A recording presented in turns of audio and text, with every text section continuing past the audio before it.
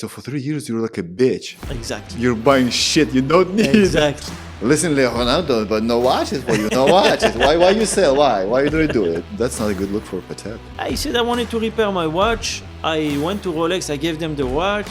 I said, okay, how much was the estimate? He said they asked me $6,000. And he said, I don't get it. The watch is working.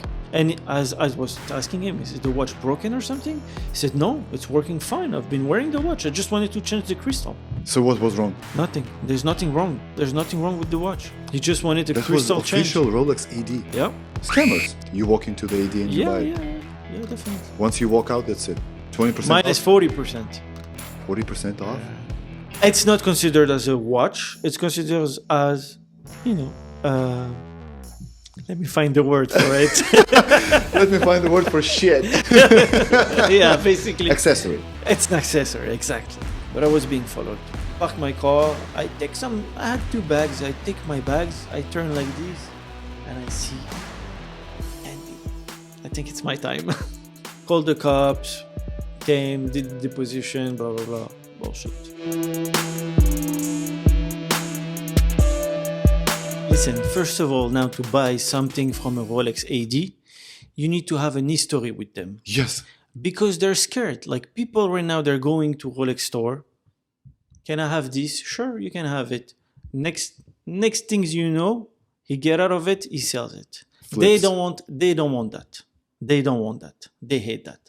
If they find out that you sell a watch that you bought from this Rolex AD, you're going to be banned directly. How do they find out that? Believe me, they're everywhere. Really? They're everywhere. They will check. They will make, first of all, they run a background check on you. They check who you are. They ask you what you do. Show me your website. If you have a website, if you tell them, I don't know what you do, they will ask you a bunch of questions. They will need to verify it. They'll need to check. They'll make you wait in a room. They'll do the research.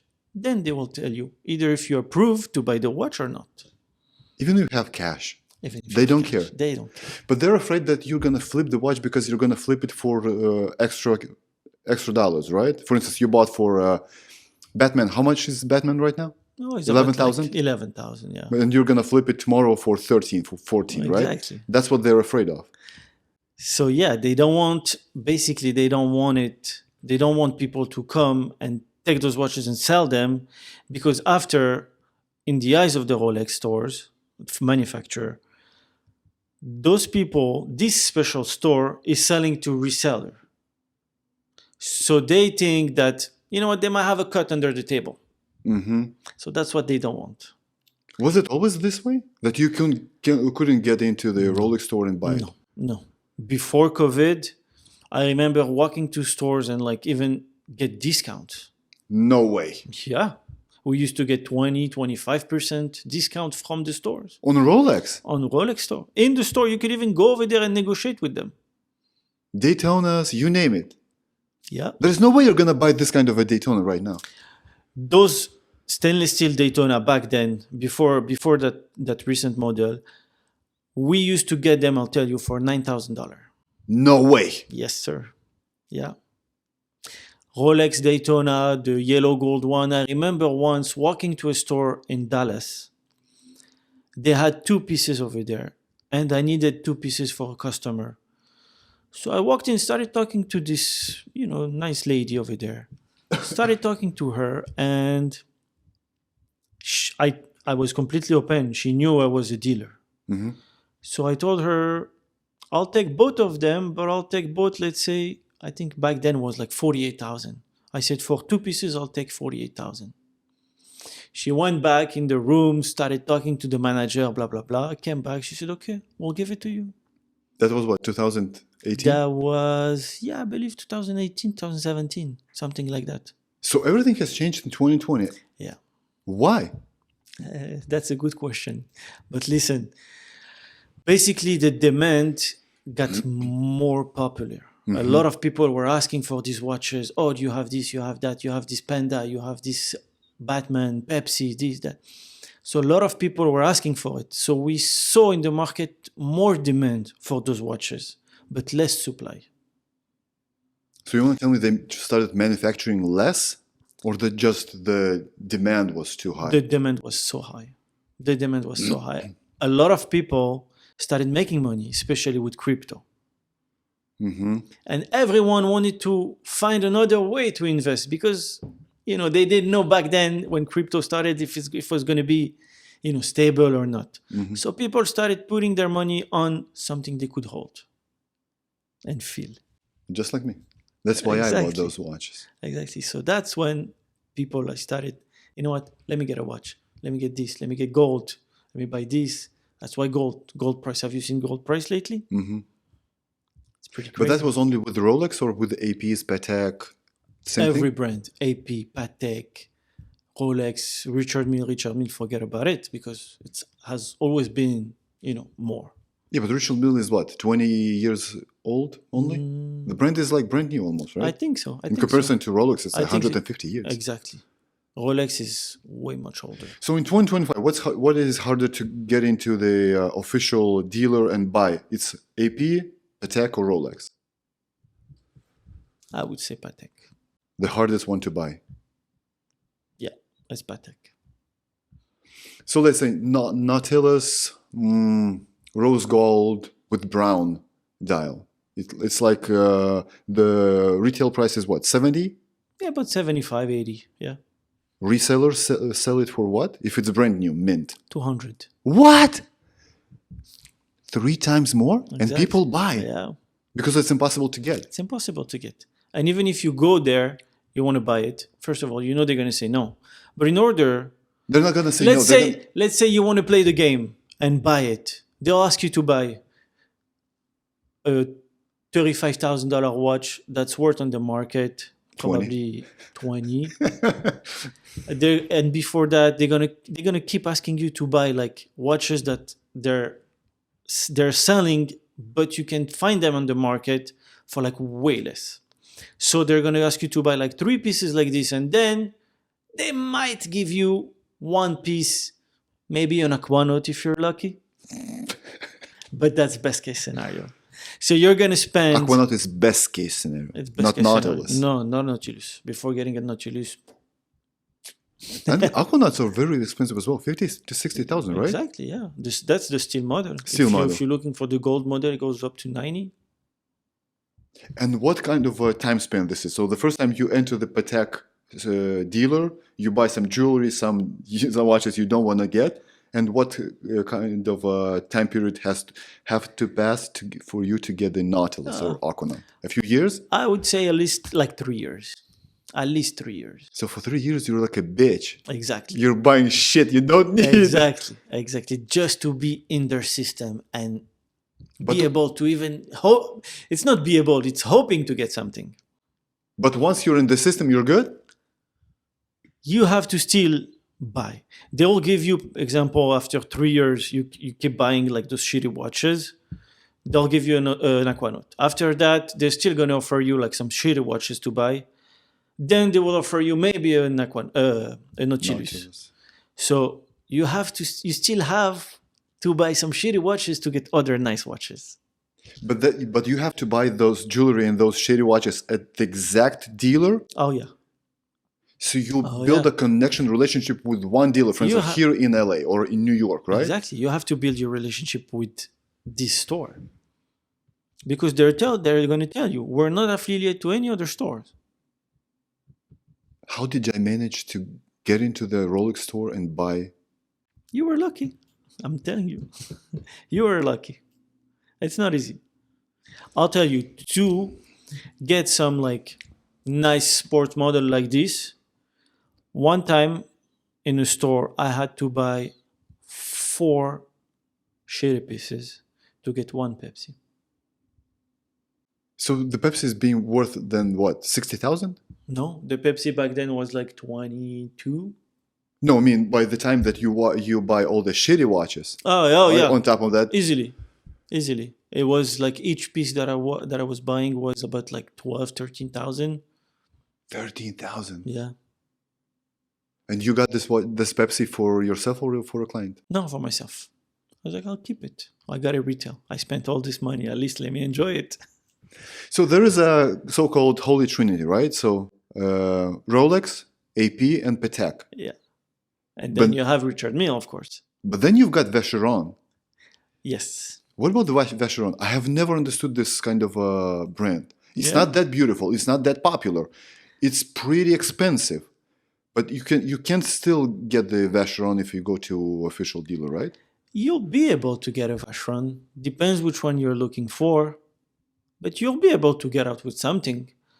Not those new ones. Overseas, it's called. No overseas. No. Overseas is like Royal Oak or Nautilus, Exactly. right? Overseas is like the Royal Oak of Vacheron. Yeah.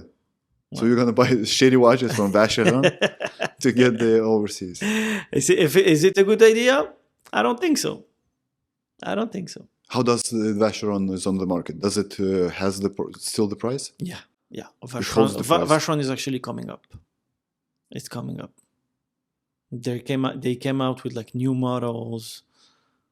It's very thin, beautiful watches. Beautiful. So Rolex has sporty watches like Submarine or GMT Master, right? Exactly. So I want to say it's either a daily watch or if you go diving, something like that, you do something active, you wear those watches, right? Yeah. So then you've got the day dates. It's like more classy, elegant. Yes.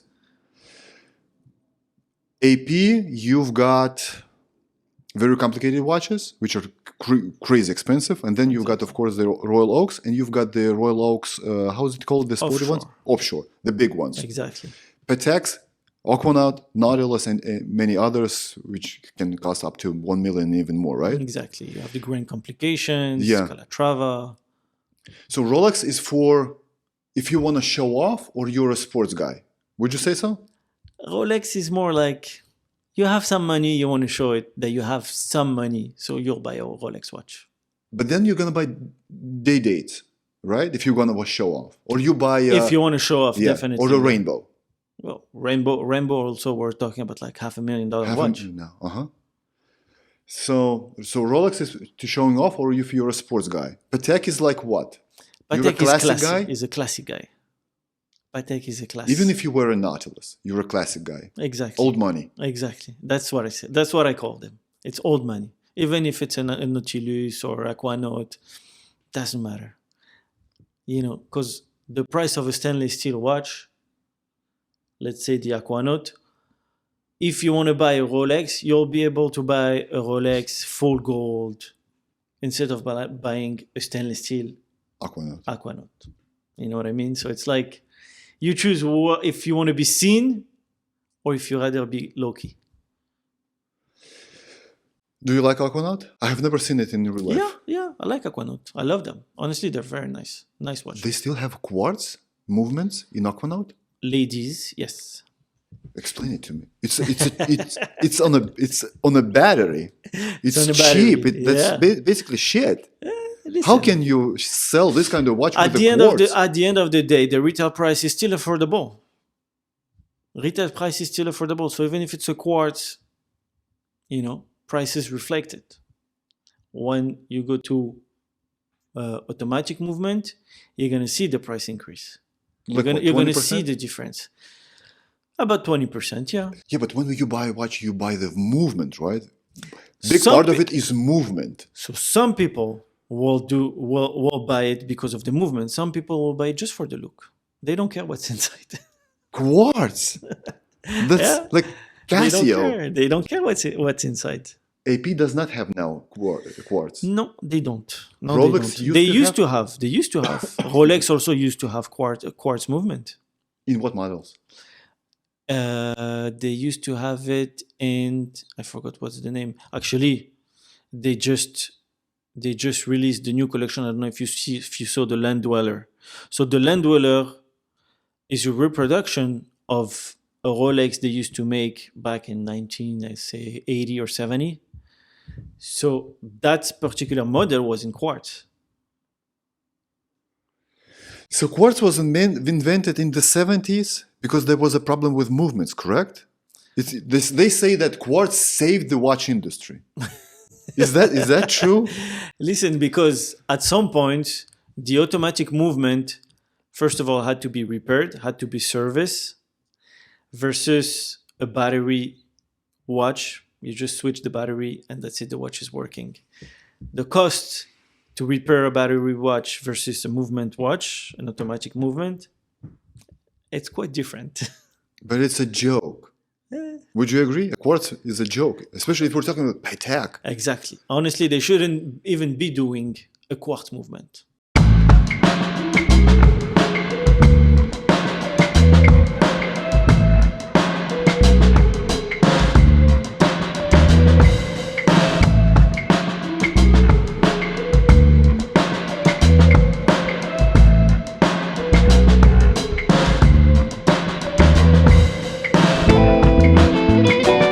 It's a shame for the company. Yes, that's what I'm saying. It's like Definitely. there can be a Casio for Exactly. $200, but not for $50,000. Exactly. An Aquanaut is a beautiful watch. It's thin, it's beautiful. Exactly. I like the brown dial with the rose gold and on a brown strap. Exactly. It's amazing. This one is a Everyday watch. quartz. And this one is quartz. This one is a quartz. It's a $50,000 watch.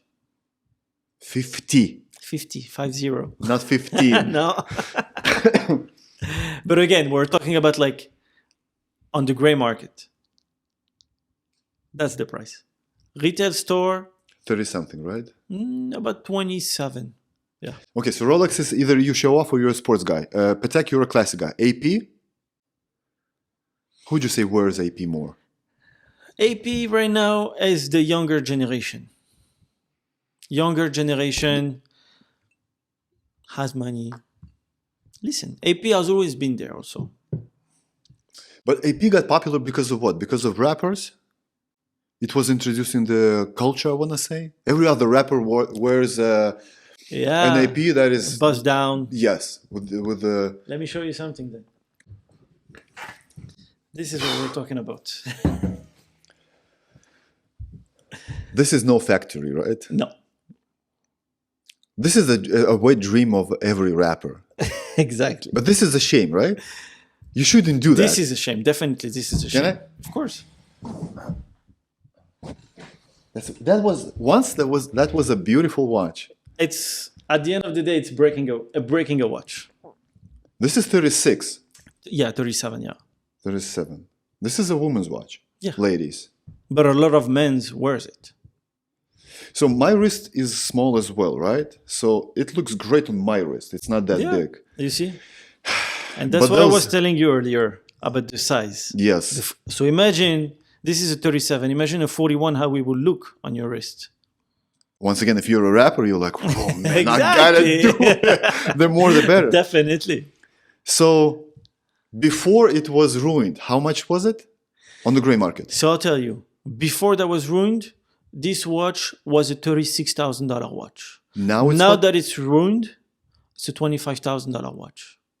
You're not kidding. No, I'm not kidding. It was $36. It was $36,000. How much did they put in just to get it? They put in about like $15,000. So it became a $50,000 watch, and now it's selling for $25,000. $25,000. Yeah. Who did this? Is he in jail?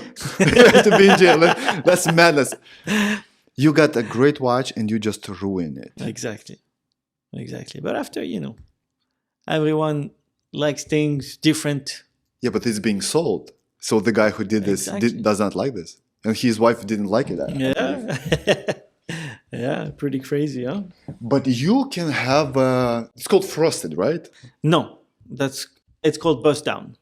Bust down. Yeah, that's how the rapper named it. Yeah. Bust down. But you can get those...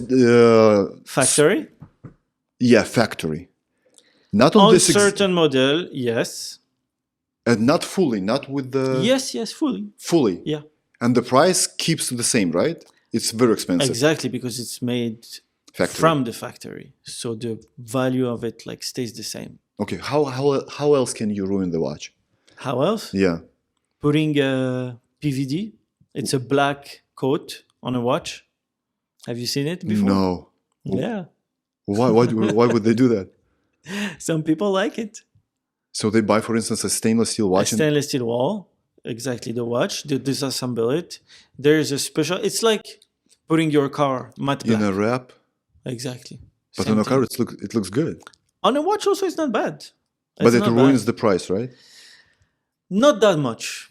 Not that much. Because you can undo it. You can take it off. Not yourself, Okay, but you have to send it to, like professional to do it. What else? What else can you do to a watch just to ruin its price? Honestly, that's all I'm thinking about. What do you think of people buying? Let's say they're buying, just like Kevin O'Leary, right? He buys a watch and he always has this red strap. I'm sorry. Yeah. You ruin the watch as well. No. Because No, you no, can no. always You can switch it back. back. You can always switch them back. It's strap doesn't matter. It's just a screw that you put on and put back. It's nothing. But would you agree that it looks ridiculous when you have, for instance, you got the Royal Oak and you've got this silicon strap? It looks ridiculous, especially if you've got the red one. Just like he has this obsession with the red straps. Yeah, definitely. He's a smart guy, but I don't know. Exactly. Yeah. No, listen, it's cool piece. You have some factory pieces that comes, with red strap, black strap. Doesn't matter just the color, but this particular guy, we all know that he likes red watches, and I think they even made one especially just for him. Really? Yeah. Rolex? AP. Oh, really? Yeah. Yeah. That's very cool. I think it had also on the bezel, it had red ruby. Beautiful piece. Beautiful one. It's like you have this. There is the one Patek Nautilus with the rubies, right? Exactly. Yeah. It's so beautiful. Yeah. It's amazing, and it costs like hundreds of thousands of dollars. Oh yeah, it's a very expensive watch. Okay, so AP right now is for the rappers. Vacheron is definitely. for who? Vacheron is for Vacheron, I would say the same class as Patek. Classy.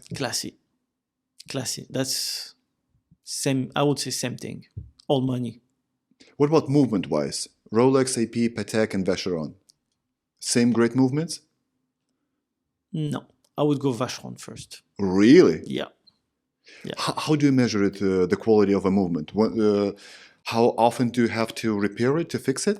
Listen, first of all, Vacheron is a horlogerie house that's been here for, I would say, before even Rolex. Mm-hmm. Rolex is not. It's definitely old, but it's not as old as Vacheron. Then you have also Patek, but Vacheron, they definitely have a good movement. The movement in it is, you can see the component inside. It's like it's a piece of art, really a piece of art. Versus when you see like AP and all those movement, you're like, okay, cool. I see the movement. It's moving fine. How do you feel about Jacob & Co? Jacob & Co. Definitely, the guy, he killed it. I would say he killed it. From what perspective? Marketing-wise? Movement. Quality of the movement. You see, he did double tourbillon. Yeah, that's crazy. You haven't seen the movement of Jacob & Co. in any other watches. And I don't think you will find it.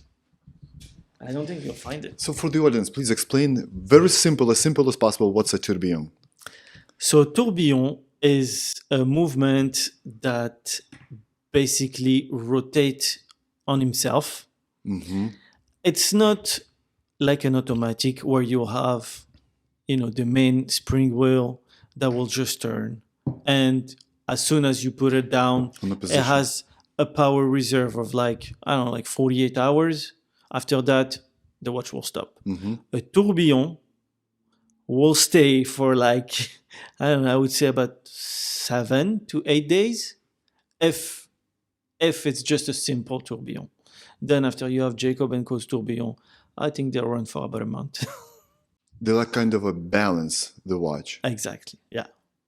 Why do you think Rolex has no tourbillons at all? That's a good question. It's not their thing. That's a good question. Honestly, I have no idea why they don't, but maybe one day, who knows? Patek doesn't have... No, Patek... Do they? Patek, they don't have tourbillon. Oh, of course they do. AP? Of course, yeah. But the most prominent tourbillon is basically Jacob & Co. maybe, right? I mean, the tourbillon he made is pretty crazy. And the guy is, I want to say, 60-something years old. Yeah, It's like exactly. history in the making, right in front of our eyes. Yeah. We're like always wondering, like, how was Rolex started, or AP, or Patek, right? Now Now we the see company it, is being exactly. started at... As well as Richard Mille also. We're going to touch on Richard Mille as well.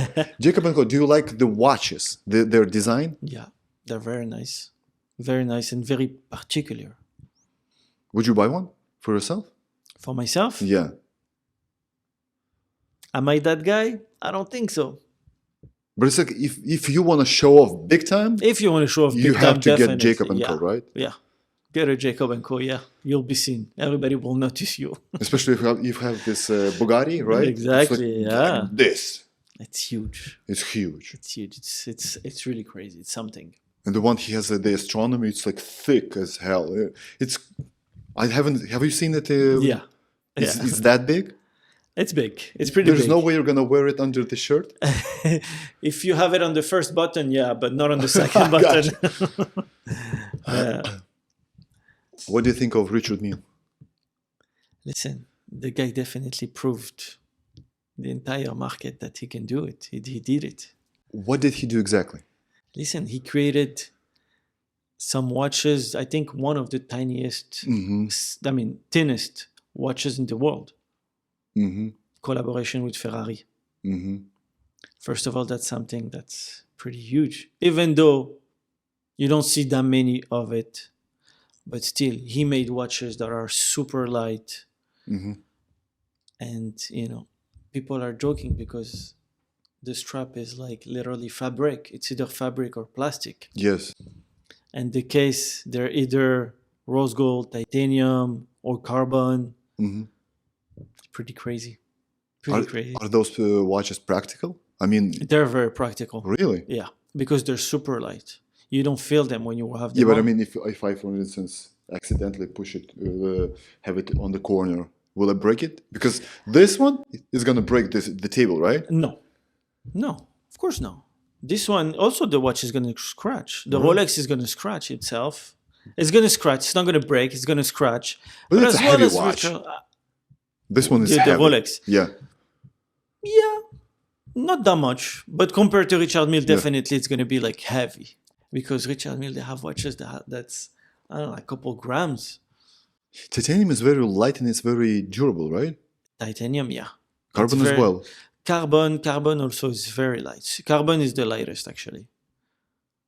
So I heard the story that you're a tennis guy. Do you like tennis? A little bit, yeah. Nadal was, for the last, I want to say, 5 to 10 years, he was wearing all his matches RMs. Yeah, exactly. So I've heard the story that he couldn't wear AP, Patek, or even Rolex. No. Because the amount of energy that he generates swinging that racket, only RM can handle it. Is that true? Yeah, that's what they said. Yeah, exactly.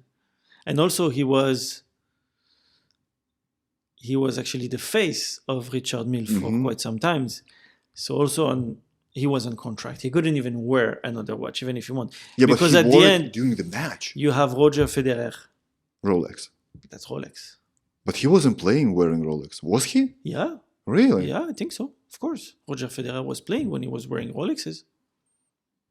What kind of Rolex could he wear? He was wearing actually the Daytona Oyster Flex. With the silicone strap? Exactly. With the rubber strap, yeah. Rubber strap. Yeah, that's what he was wearing. White gold, because this model comes only in gold, but yeah. So Richard Mille is as rare as Rolex, AP, and Patek. You can't go to a store. Even more. Even more. Even more. It gets even crazier. If it gets even crazier, forget it. You wouldn't even be able to buy a Richard Mille from the store. It's like another level. Okay, so, but prior to buying Patek or AP or Rolex, you have to buy shitty watches. RM does not have any shitty watches. No, so what do you have to do? They don't. Go to your knees and just beg, like, sell it to me. I got $100,000. It's pretty crazy, but definitely you can't go in Richard Mille store and buy a watch. No. Or if you want, they'll give you a watch that's probably worth about $1 million, and they'll ask you, yeah, we have only this one if you want it, get it. $1 million? Yeah. What kind of model this is? Well, it's the tourbillon, white gold. That has a resale value that's pretty low. So probably that will be maybe the best way to get into their system. The best way just to spend $1 million. Exactly. So that's why people... I want to be friends with you, like $1 million for a watch. Exactly. At the end of the day, that's exactly what it means. I want to be friends with you. Here's $1 million. So I could spend $1 million more in it. Exactly. Pretty crazy, but listen, some people They do it. So in regards to RM, what kind of watch is kind of a cheap if you buy it from the AD, and it's way more expensive if you buy from a reseller? What kind of a watch this is? RM. Honestly, pretty much every watches you get from the AD Richard Mille, besides the tourbillon ones, they have crazy resale value. 2, 3, 4 times more? Oh yeah. Yeah. What's the cheapest you can get RM for? From the store? Yeah. I would say about like 65. I think they have it. 65. And it's not the Richard Mille you think about. It's actually, they have a model that it's round. Oh, really? Yeah. I didn't even know that. Yeah. They have a Richard Mille that has a round case. It's about $65,000. I think that's the base price. And once you leave the store, you can sell it for what? 80. 80. Yeah. This one is not too much. Not so much. But you have after that, you have also crazy pieces. You can go and buy an $80,000 watch and have it sold for $300,000-$400,000 watch. Still in 2025? Yeah. Still now. How safe it is to wear this kind of a watch now here in LA area, I want to say. Not that much? Not so safe. Not so safe. Have you heard any crazy stories? What people do for this? Stab? Listen, so many stories. So many stories about that. It's like crazy. You've seen some people, like in Beverly Hills, I'm talking about. Some people just having like lunch, dinner. You see people with guns coming at them and just grabbing the watch. See so many of them, so many stories. Right now, I mean, I don't want to say it's not safe. You know, it depends where you go with your watch, what you do. But like definitely, you gotta be careful. Yeah, but it doesn't get any safer than Beverly Hills in LA area, right? It's the safest town, I want to say, the safest area in LA. Even though you can even though you get robbed in Beverly Hills nonstop, you hear every day this happened. It's crazy. So you're doing this for 15 years. When did this all start? The unsafety. The unsafety during COVID. So 2020 basically changed everything. Every aspect of our life. They printed a lot of money. Crypto went up. Exactly, yeah. Safety-wise, you went full bananas. Oh, yeah. Everybody went crazy. So burglars, thieves, they know what they're looking for? Yeah. They know almost, if that's Richard Mille, they know this. Richard Mille, right? Know. You know what? I have a story for you. One time I have a hairdresser who was wearing a watch that looks like Richard Mille. It's an actual brand. And he was outside of the salon and a thief came and grabbed his watch. The guy didn't care because at the end of the day it was a $200 watch.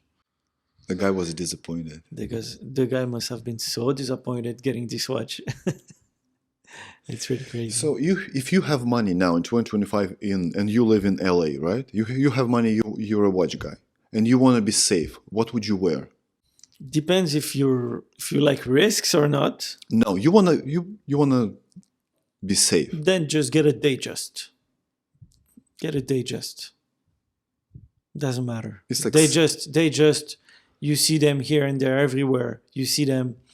Resale value is like $5,000-$6,000 on a vintage piece. Mm-hmm. Nobody will attack you for that. Oh, really? No.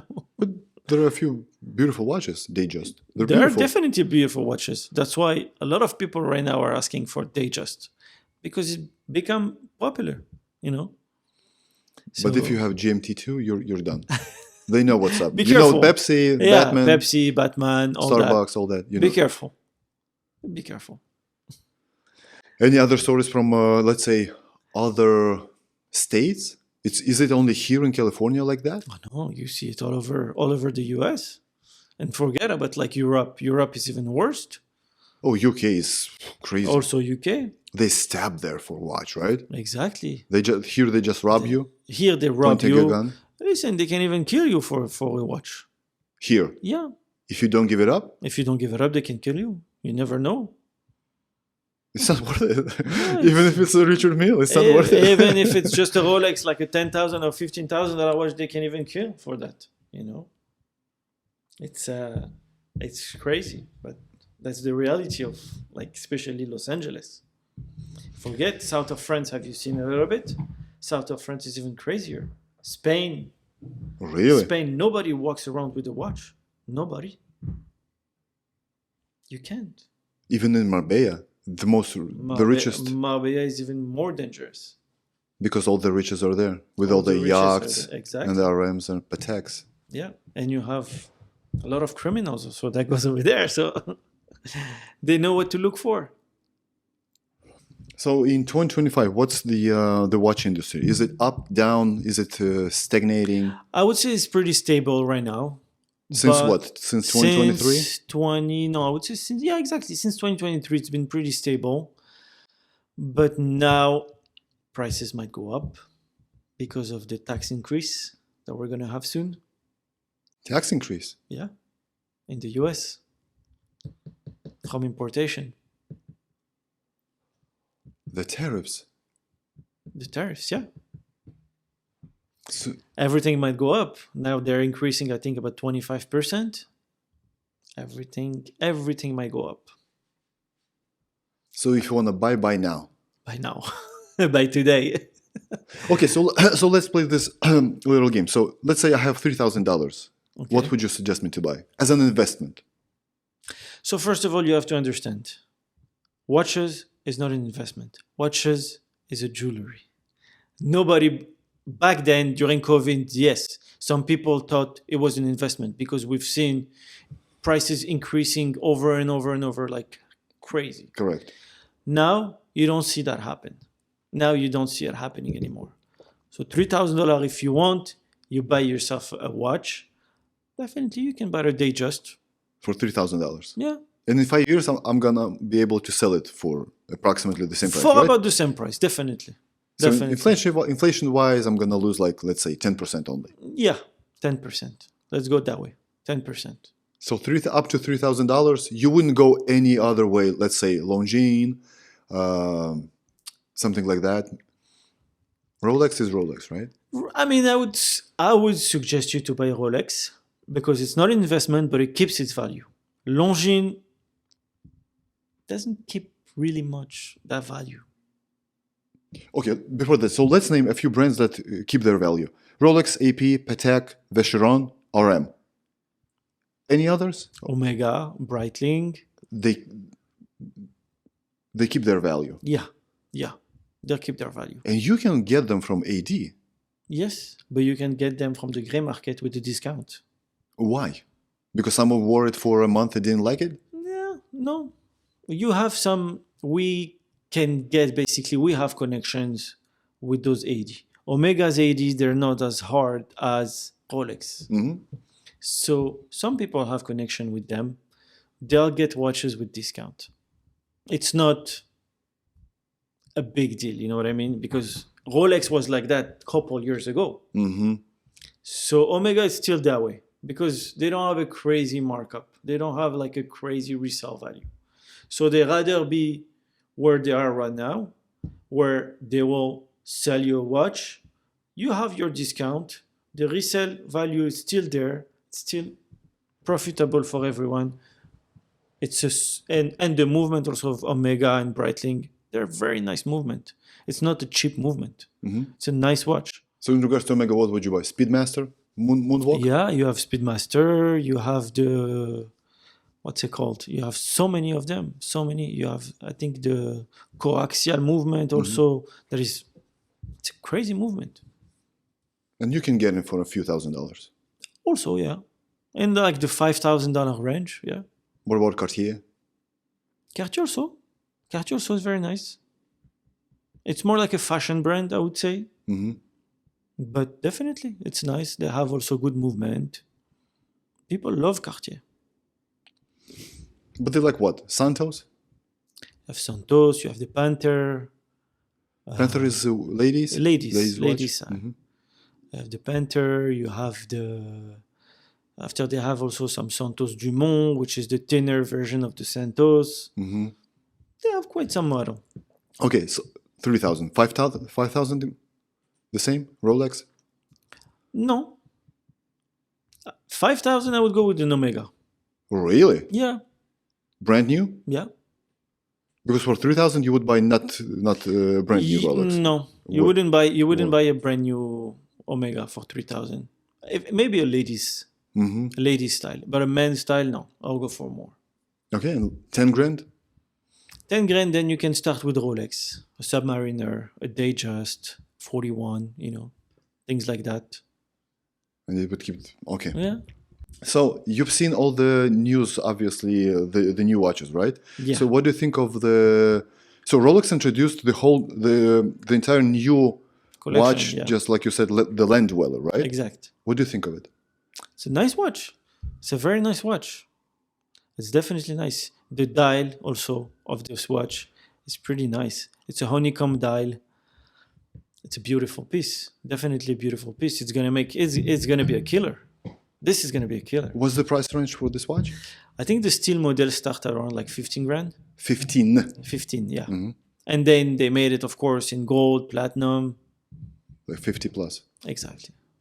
Can you explain me this GMT Master, and there are others where the, how do you call it?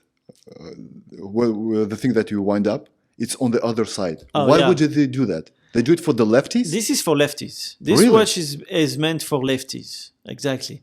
And this model they just came out with the green dial is actually made of gold. It's white gold.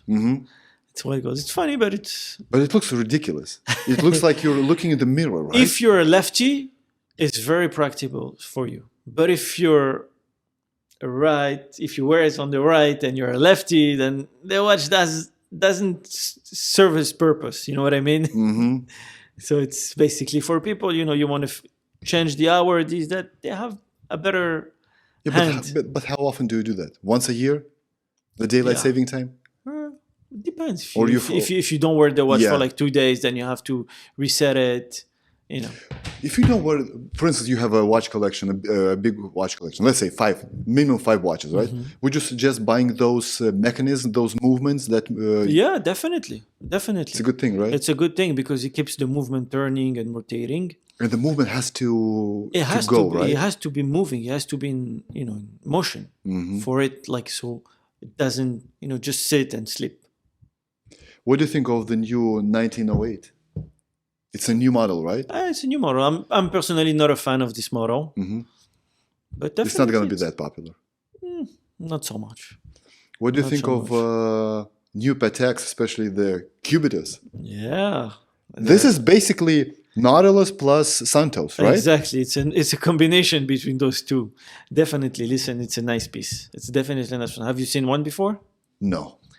Definitely nice. It's the Santos in a better version, I would say. the right Santos? Exactly, the right one. It's very nice. It's very nice. I think slowly it will be a great investment, this watch. And it's a $50,000 watch, something like that. Retail price, I think about 50. Resale value, some of them they go up to 120, 140. Oh wow! Yeah, 100,000. Yeah. And Audemars AP also introduced a few new watches, but nothing special, right? No, nothing very special. They did one core piece. It's the full ceramic blue. This one also is not. It's a core piece, definitely a core piece. This one also will go for a crazy price. This watch you'll see it as soon as you hit the market. It's gonna go like probably for 500, and probably retail price is about like 80 to 100. 5x. Yeah. So do you have to be like a celebrity, a Hollywood star, so you could do a walk-in to a Patek or AP and buy a watch, or even they are getting said like, honestly, you need to have an history with them. Even if you're Johnny Depp. Even if you're whoever you want. Really? Yeah. They would turn them down. They'll ask you, but usually those celebrities, they have contacts and they're in place to get those watches. It's like the same watch that was introduced a few years ago, Patek with the Tiffany dial, right? Yeah. It was $1 million watch? It was a $6 million watch. $6 million? Yeah. And they were made only a few of them? Exactly. I think 100 pieces. And who got it? DiCaprio was spotted wearing it? DiCaprio, LeBron James. Who else? How do you Mark Wahlberg. Yeah, so that guy is a watch guy. Yeah. So do you think they bought it from the ADs? Yeah, for sure. Those watches were not given to them, but they were offered to them from the brand, like it's commercial. It's publicity. They will never sell that watch. No, they will never. But still, you see them on the market. So obviously somebody had one that they sold. Who? That's the question. But they got all them numbered. They can figure out who's selling this shit, right? Of course. Also on papers, it says usually it has to say. Oh, correct. Has to say the name, especially on Patek and all those brands. Yeah. Someone's gonna get blacklisted, big time. Yeah, definitely. Listen, Leonardo, but no watches for you. No watches. Why you sell? Why do you do it? No? yeah. It's funny, but so for the first time I saw only the pictures. I haven't seen it, obviously, in real life, that watch. But I want to say this watch is the most beautiful watch I have ever seen. The Patek Nautilus with the Tiffany dial. Yeah. It's the color and the combination of those colors. It's amazing. Yeah, definitely. It's a very nice watch. Very nice watch. And it's a stainless steel watch. It's a stainless steel watch. It's not a gold piece. But it's not quartz, right? It's not automatic. Quartz. At least it doesn't matter. For 5 million? This one is automatic, yeah. They were nice enough. What do you think of complications? So Rolex does not have a lot of watches that are very complicated, right? No. The most complicated is Sky Dweller? Exactly. The most complicated is the Sky Dweller. And it's not that complicated? No, it's not complicated. But it's the most complicated movement that Rolex made. Yeah. It's hard to make? Or is it just their path of not making this complicated watch? I think it's their path of not doing it. That's my opinion. I think that's they rather stay in the basically middle class. Middle class? Middle class watch game. Definitely. Rolex is a middle class watch game. Unless, of course, after we have the gem watches like the Daytonas, the rainbows and all of that. Yeah, definitely. Those ones, of course, they're not middle class, but most of the Rolexes you see, Datejust, Submariner, Pepsi, all those GMT, 10 to Daytona, 20,000. They're 10 to 20,000. They're middle class. They're considered middle class. Okay. But the top tier is Patek? Yeah. They have, I don't remember obviously there's a numbers and letters combination, the name of the watch. They have this, a few years ago, I want to say that was 2021, the very complicated watch, classic watch on a leather strap, and it's a dark green. What's the name of the watch? It's so beautiful. And it's I want to say $500,000 watch. I'm going to find it too. I don't know which one is it. Grand Complications Platinum Crocodile Leather. Oh. You know the watch? I know the watch. Chronograph. It's amazing. Oh, very nice. Actually, you know what? I went to the boutique of Patek about a month ago. Here in LA? Yeah. And they actually offered me this watch. They offered you to buy this watch? Yeah. You have a history? I don't, but I mean, I kind of have a small history with them, yeah. And I walked in, I think, for a service, for a repair that I was doing with them. And I was sitting over there with the lady and everything, just talking, waiting for my watch to arrive. And she said, "Well, you're here. Let me show you some pieces we have, available. We don't have many, but here are some of them." And this one was one of them, the green dial. And it's not a good sign that they offer you, right? Of course, it's not. No one's buying this. No one's buying it because the resale value is selling for under retail. How much did they ask? I think it was 185 plus tax. And the resale prices? And the resale price is about 140. So you'll be losing 40 grand, about 40 grand on it. Great investment. Yeah, exactly. Guys and girls, buy it. Amazing. That's not a good look for Patek. I mean, it's not a good look. It's a watch that they made. That's the retail price. After, it's not as popular as the Aquanaut and the Nautilus that you see all over. But in my opinion, it's definitely a cool watch. It's an amazing watch. The dial is wow. And the small details that they have on this watch. By the 6 o'clock, inside the case, they have a diamond, a small diamond in it. It makes the watch wow. You don't even see it, the diamond, but it's there and it's crazy. Is there a possibility, or were there ever occasions in the history of Patek, AP, Rolex, when they, for instance, they introduced a watch that let's say cost $100,000, right? And it was not that popular, and they were trying to lower the price, like buy for No, 80. it never happened. Prior to 2020, right? Because prior to that, there was a thing like a There were discount. discounts, exactly. But now, no way. No way. They're gonna sit on this watch, not gonna sell it, No. but not gonna do They're a gonna keep discount. it. Yeah, exactly. They know somebody at the end of the day is gonna come, is gonna take this watch. It doesn't matter. It's just a matter of time. Somebody will come with money. He'll see the watch and he'll be like, okay, I like this watch. I'll take it. Do you like complications yourself? Yeah, I like complications. What's the more complicated watch you have ever seen or touched? They're cool pieces. If you can, a little bit closer to the mic. Okay. Listen, they're cool pieces. They're complicated. Honestly, that was this one. That was the last one I saw. It was actually this one, the Platinum Patek Philippe Grand Complication. It's a very nice watch. But it's also the complication usually that they have is what is like moon phase, things like that. So it's nice.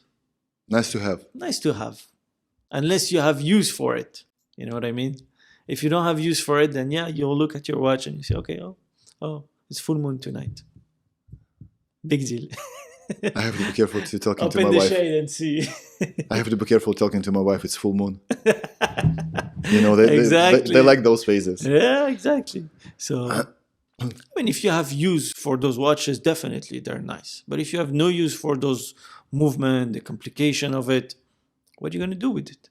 Do you have any customers that use their watches full potential? Let's say they're divers. Honestly, no. They're just regular people. They're just regular people. Even some people, the people who get the sea dweller, they never go diving. They always remove that extra links that gives you, they give you an extra link for the wetsuit, Yes. so you make it extra bigger. Everybody's asking you to remove it. What's the Rolex with the James Cameron? The That's deep sea. Deep sea. Yeah. It can go up to 300 meters, right? Yeah, There's no way they're gonna find a guy that's gonna go that deep. exactly. But listen, some people, on my side, Yeah. I don't have anybody that use it to go diving. I'll tell you that. Nobody will go with the Rolex watch diving 300 meter. So Daytona was created for car race drivers, right? Is that Yeah, correct? Exactly. And they were using why? What would they do? They would measure their lap time, but there's no chance they're gonna have a split second to look at the watch. I know. It's crazy. They wouldn't have a chance even to look at the watch and see how many tour they've been doing. But listen, it was made basically for that. It was made for racing, the Daytona circuit. That's when they all, it all started. But correct me if I'm wrong. Daytona was not that popular prior to this actor. How was he called? He was a racer, Paul Newman. Paul Newman. Yeah. Yeah. So he made this watch extremely popular, especially the one that he wore. The one that he wore, exactly. The one that he wore was more popular. But he was basically one of the racer for the Daytona circuit, the Daytona. So he was actually seen wearing this watch. So that's when things got, a little bit more spicy for the Daytona. Definitely. Do you like where the watch industry is moving in 2025? Yeah, it's moving. Definitely, it's moving. What do you think is going to be introduced, let's say, in the next 10 to 12 to 20 years? I mean, new technologies or the trinity of the watches, they're going to stick to the same path, just new designs? I think they're going to make a big change in movement. Really? Movements, yeah. Already the new land dweller, I was reading it this week. It's actually a new movement. And I heard that this movement it doesn't have to be serviced, like, for instance, like an automatic watch doesn't have to be serviced every 5 years. Mm-hmm. So this movement already, it's a big step for the watch industry. It's more reliable. Yeah. But once you go to and do service for your watch every 5 years, right? Mm-hmm. You only go to AD, or not exactly? No. And what do they do when they service it? What do they do? They just check the movement, whether No, everything's on point? they have to disassemble everything. First of all, we disassemble everything. Everything. Everything, From all the scratch. parts, full from scratch. Every wheel, every part that there is has to be disassembled, has to be cleaned, and then put back together. But once it put back together, you have to make sure to put. It's like a car. You have to change the oil. On the watch, there is oil, some small component that contain oil that you have to empty and refill. Make sure it's not dry. If it sits dry, the watch won't work like perfectly. So you have two choices basically. Either you send it to Rolex, they will service it, but the problem is Rolex or any other brand, they will take probably like about 3 to 6 months to service your watch. While if you go to not a notarized but a professional watchmaker, it would take about a week to service it, and you'll have your watch. And how much will the Rolex charge and the regular guy charge? So if nothing is broken, let's say, on the watch, and you just need a regular service, they will charge you about like $1,500 to $2,000. That's the Rolex store. If you go to a professional watchmaker, it's going to charge you about like $500 to $600, depending on the watch and the movement. But that's the price.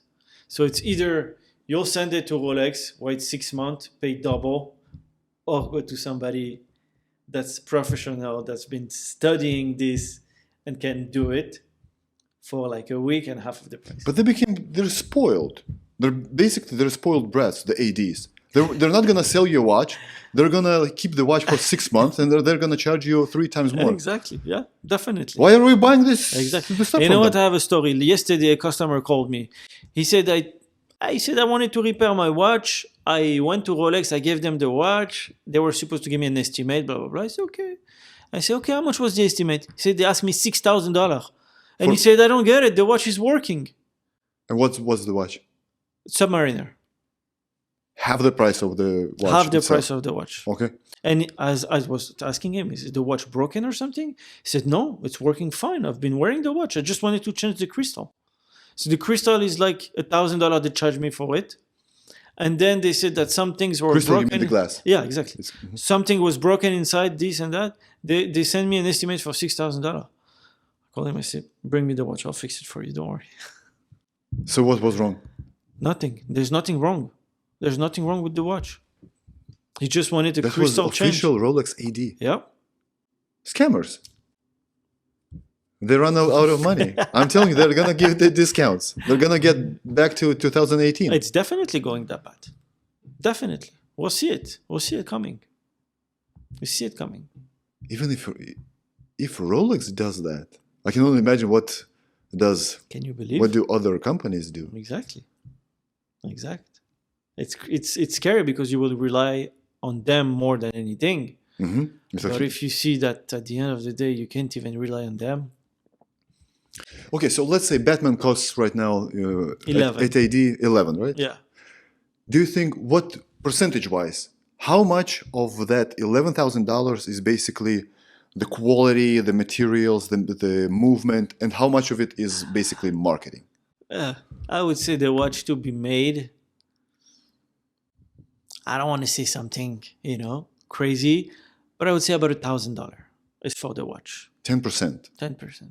Only. Yeah.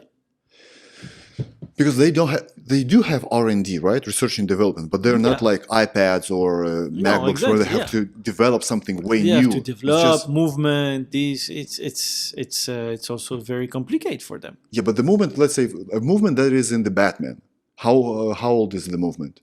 Decades? Listen, they change movement, like they try to upgrade movement like every 3 to 5 years. Like right now, the movement of the Batman is a new movement. In comparison to the one that was 10 years ago. Exactly. Is it better? Even to the one that's just like maybe 2016, 2015, already they changed the movement from the 2016 to the 2024. And it became better. It was always better. It was always good. Yeah, so that's the point. Was it bad? No. So just a movement. You've been doing this for 200 years. Exactly. They just keep upgrading things, trying to make it, I don't know, maybe lighter, more efficient. that's not going to break as fast as the old ones. That's what they're trying to develop. But And it's not easy. does the movement break? Of course it breaks. Movement can break. From Not what? by themselves, Yeah. but like not servicing your watch, hitting your watch hard with something. Oh yeah, of course. So it can't. But if you wear it regularly and you go to a service every 5 years, then you almost no shouldn't have change. any Yeah. issue. Never. Most likely, no. You will never get an issue with it. so in 10 to 20 years, you only see the improvements in watches, would say- new movements. I would say movement. I would say movement because we've been seeing, like every year, like new design already, things like that.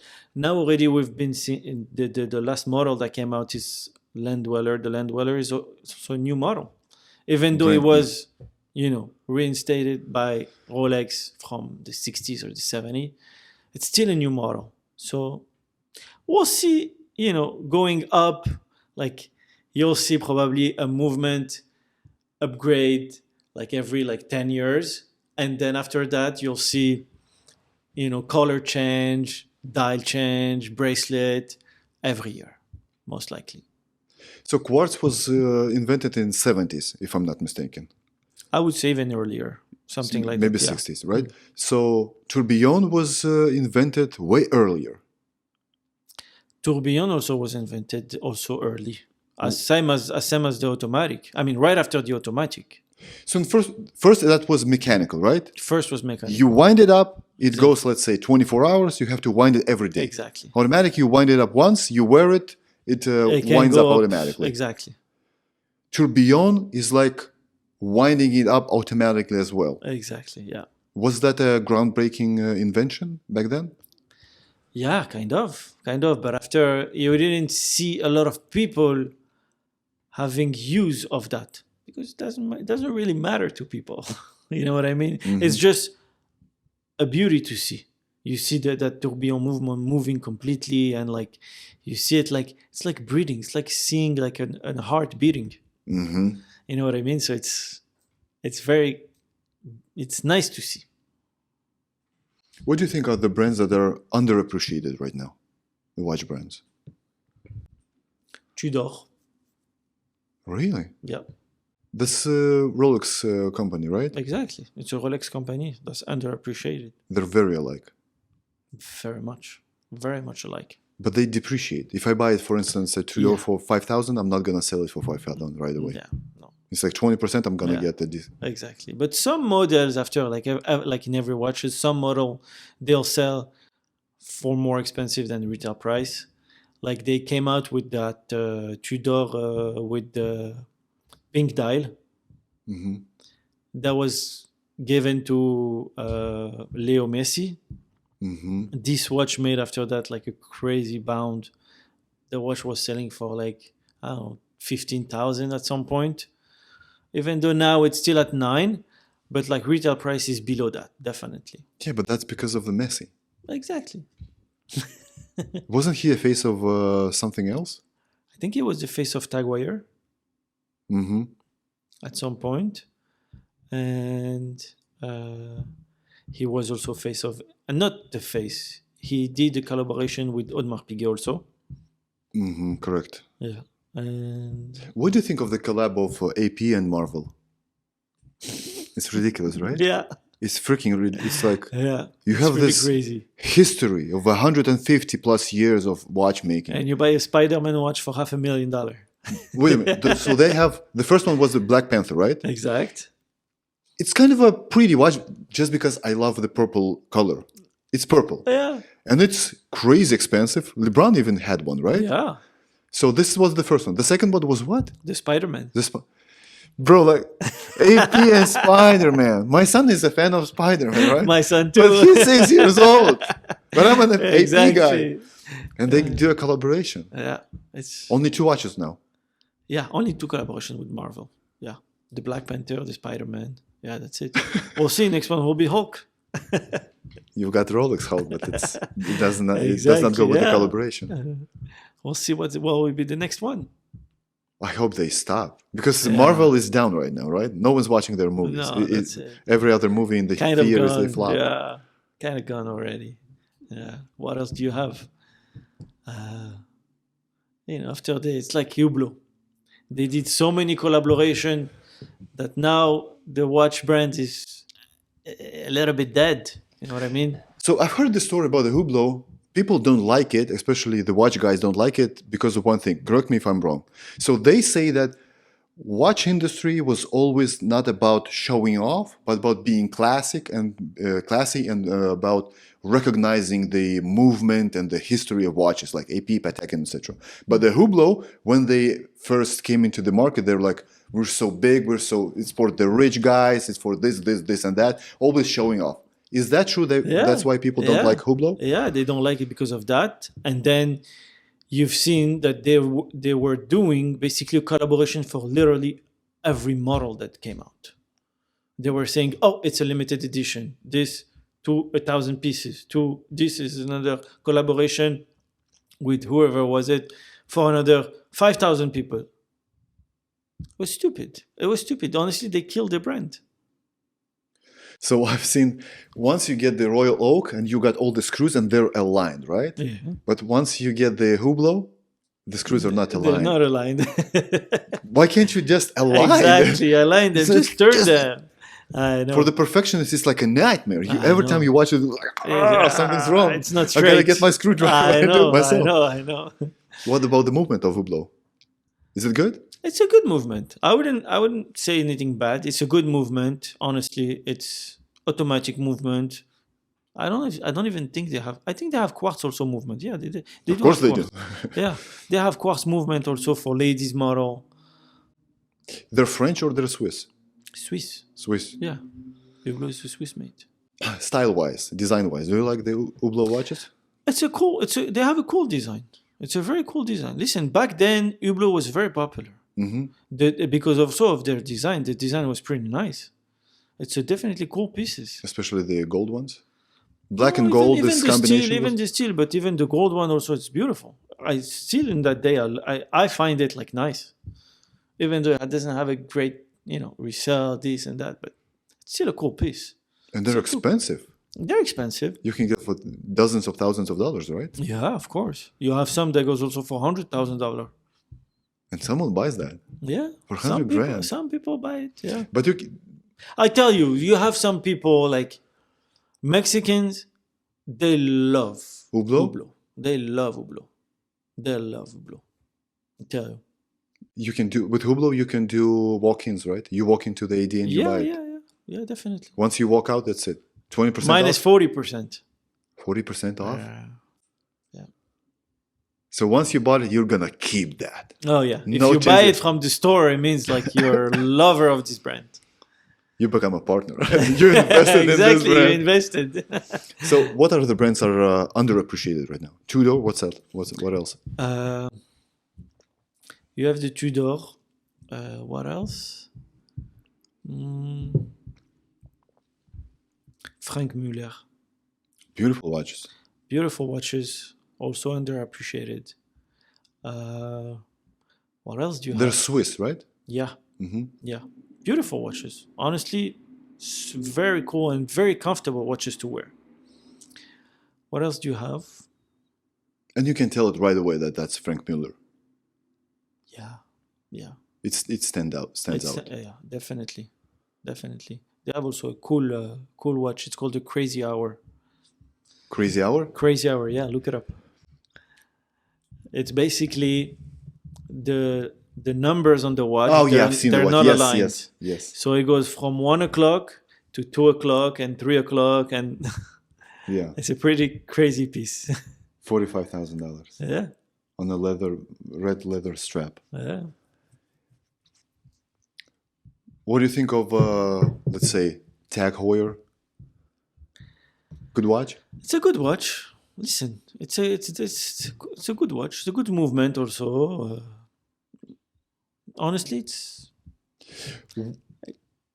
still a Swiss brand. Definitely, it's still a Swiss brand. I'll agree. It has a good movement, everything. Listen, I used to sell Tag Heuer a lot. I used to sell a lot of Tag Heuer. Back before COVID and everything, a lot of people are still buying Tag Heuer. A few $1,000 watch you can. A few $1,000 watch, graduation Beautiful watch. gift, things like that. It's still an affordable piece. And they're like more sporty, right? Yeah. They have sporty models. They have classier model. So the question is the following: why Switzerland? So if we take Germany, they have a Lange Zone, right? Along? Uh, Yeah. Ge- Yeah. So France has what? Breitling, No, I don't think France has Breitling. Cartier. Cartier has Cartier Breitling. is France. Japan has Grand Seiko. Yeah. That's it. Every other brand is Swiss. Every other brand is Swiss. Why? It's a small country. It's a small country, a very small country. Listen, also the watch industry started over there, like the manufacturing of movement. A lot of horloger came from there. So people who knew how to assemble, to do those things about movement, they were from Switzerland. So that's why, it stayed that way. You know what I mean? Like a lot of people, like also this business, definitely something that you can learn about watchmaking. But most of them is, passed down from grandfather to father, etc., etc. So a lot of those watchmaker, they learn that from their parents, and especially over there in Switzerland. And most of the companies, they're owned by the family. Exactly. AP is family owned. Patek is family owned. Patek is family owned. Yeah. Vacheron is big. Yeah. Rolex is not family owned. No. Rolex was bought out by Americans, right? It's an American brand now. I'm not sure about it. But it's not family owned. It was family owned for like a couple generations. And then they sold it. Yeah. What do you think of Japanese movements? Grand Seiko, great watches? Not a fan of it. Why? Not a Design-wise, movement. Design-wise, movement-wise, I found it cheap. It's like Japanese cars, right? Exactly. Those are great cars. Toyotas, they're great cars. But yeah, exactly. But like Toyota, they'll have one of them that's gonna came out from the whole thing. But besides that, yeah, you have the Grand Seiko. You have probably one model that's okay, but it's not my cup of tea. In 1 to 2 sentences, explain to the audience why they should never buy watches like Gucci, Armani, Versace, and etc. So I'm not going to say don't buy them. Really? They're watches, but they're fashion watches. They're not like professional watches. So some people... But even their design is cringy. Yeah. Like Gucci? Really? It's like Gucci. It's like wearing a t-shirt. But they have an audience for it. It's like having a t-shirt Gucci, Yes, like you said. yeah. How many people on the street you see them with t-shirt Gucci? Maybe like 50% at least they have like those type of t-shirts. So it's not considered as a watch. It's considered as,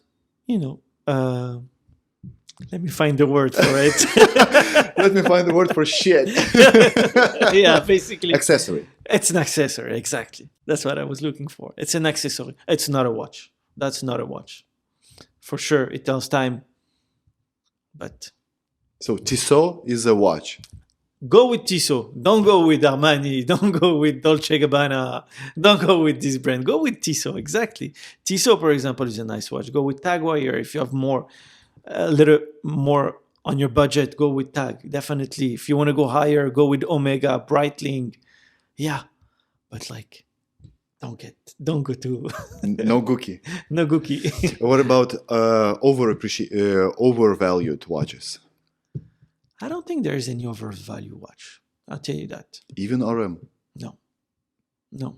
The price is right. The price is definitely there. $1 million for a watch. $1 million watch, yeah. Because you see how complicated the watch is. Then you understand, you're like, okay, yeah, I know what I'm paying for. If the retail is $1 million, there is a reason why. Are there any, let's say, conspiracy theories in the watch industry? Something crazy that people always talk about, but they can't get any proof for that. People always think that a watch dealer is making $5,000 on the watch. which is not true. And they keep negotiating for no reason. That's already one. Because when you go to a watch dealer and you want to buy a watch, he's asking you $25,000. He probably got it for like 22, 23. He's trying to make a living for it. You know what I 10% mean? margin? It's 10% margin. You put your money in the bank, you get that 10% margin right now. That's not a lot. No. 10%. Of course it's not. Of course it's not. It's That's what we make. That's what we make on watches. That's a bad business model, basically. It's a what? It's a bad business model. It's a bad. Sometimes it's bad. Sometimes it's good. Listen, you get the watches get discontinued. Boom! You find yourself making like $4,000 or $5,000 on the watch. Once it get discontinued. Once it get discontinued, yeah. Give me an example. What kind of a great watch was discontinued in the last 2 to 3 years, and now the price went up? Rolex Daytona, John Mayer, the green dial. Is it an official name, John Mayer? No, it's They not call enough. it. They call it John Mayer, the green dial. Yeah. The guy is not as good as a musician, but he's an amazing watch guy. I didn't know who was this guy until the watch came out. He just plays the guitar and sings some love songs. But he's almost a legend in this industry. I He's know. like 40 years old. Really? He's very young. I still don't know. I still don't know anything about this guy. If I see him walking by, I wouldn't know it's You him. know how does he look like? No? You're kidding me, right? I I'm swear. going to show you the guy. He's great. He knows what's up with the watches, but he was just a regular singer. This is what we're talking about. This is the guy. This is John Mayer. Okay. Is he 40? I won't say he's 40 years old, yeah. Well, He's not a bad musician, but that's crazy. he's a great watch guy. That's crazy. And everyone is listening to this guy. And he's got an amazing collection. Yeah. I know that he has a great collection. Even though I don't know his face, I heard that John Mayer has a great collection. Definitely. But like when the watch was discontinued, at some point the watch went up to $85,000, $90,000. And the starting price was what? And the starting price was like 65. 30%. Yeah, The same thing was the Nautilus and the Blue Dial, right? A few years ago. exactly. Also, you have Stainless that one. steel. Yeah, the stainless That steel. went crazy. When it was discontinued, the watch went up to like 150, 160,000 From 80,000. from 80,000. Yeah, But then they introduced the Green Dial. yeah. But the green dial is a gold model. So yeah, because the 5711, the blue face is a stainless steel one, Yes. versus the other one, the green is a white gold watch. So yeah, I mean it was different, but even though like the green dial now is pretty expensive, it's like in the 300. Yeah, but it's a white gold. Yeah, exactly. Once again, so So of all the materials that you can have, let's not look at the price. What would you choose? Gold, stainless steel, titanium, carbon? I would stick with stainless steel Because of the weight? because of the weight. Exactly. Gold is pretty I Too don't wanna heavy? It's heavy. I don't know. It's not comfortable to have a gold piece on you. Why? It's not comfortable. It's pretty heavy. It's pretty heavy. A lot of people are getting rid of their watches because it's getting heavier. You're wearing during summer. The watch is like, with summer and the sun and everything, the watch gets like so tight. It's not, I don't know. I don't know. That's my opinion. I like steel watches. What kind of strap do you prefer?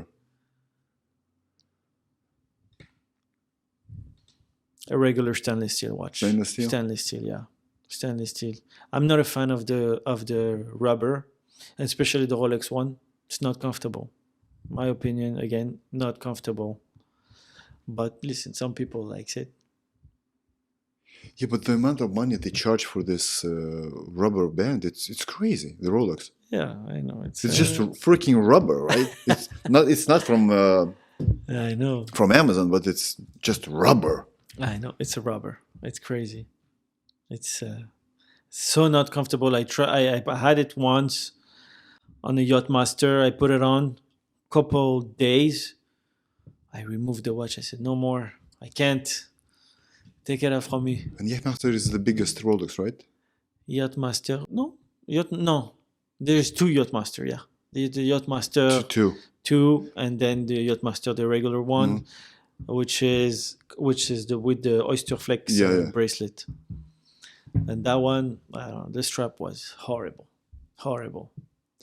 So you said that you're making 10% margin on the watches that you sell. Yeah, it's about 10%, 10-15%. Tell me about your clients. Who are those?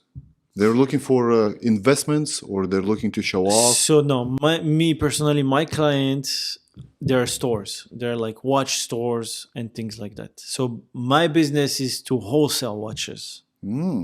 I don't sell usually to private people. Really? Yeah. That's the way you chose to do business? Yeah, exactly. It's easier to deal with business to business. It's easier. It's easier to deal business to business. It's less headache.